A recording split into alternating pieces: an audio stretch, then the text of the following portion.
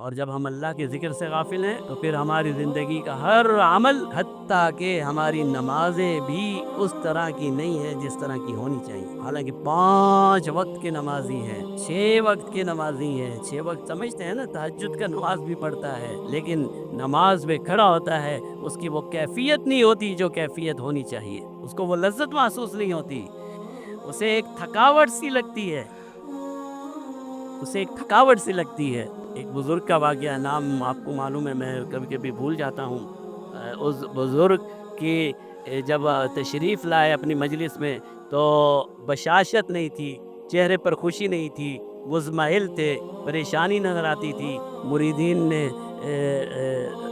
عرض کی کہ شیخ آج تو آپ کی طبیعت خراب نظر آتی ہے، آج تو آپ کی طبیعت میں وہ مزہ نہیں ہے، آپ میں کوئی پریشانی ہے، کوئی بیماری ہے، اللہ تعالیٰ آپ کی حفاظت فرمائے۔ فرمایا ہاں، آج میں نہایت ہی پریشان ہوں کہ آج میری تہجد کی نماز میں آنکھ نہیں کھلی، تہجد کی نماز میں آنکھ نہیں کھلی، اس لیے میری شکل ایسی ہے جیسے میں بیمار ہوں، جیسے میں پریشان ہوں، جیسے مجھے بہت بڑی تکلیف ہے۔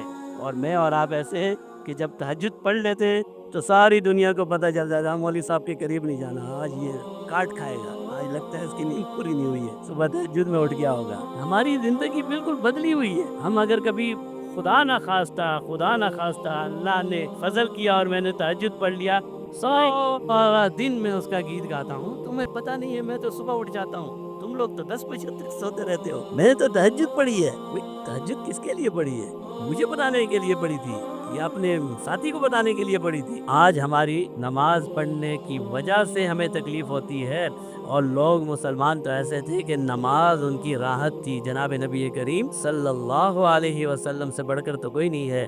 فرمایا نماز میری آنکھوں کی ٹھنڈک ہے، نماز میری آنکھوں کی ٹھنڈک ہے۔ اور آج میرے اور آپ کے لیے نماز، اللہ معاف فرمائے، اللہ تعالیٰ ہم سب کی حفاظت فرمائے، ایک بوجھ لگتا ہے۔ کیوں؟ کہ ہمارا دل اللہ کی یاد سے غافل ہے، ہم اس راستے پر اور اس طریقے پر نہیں ہیں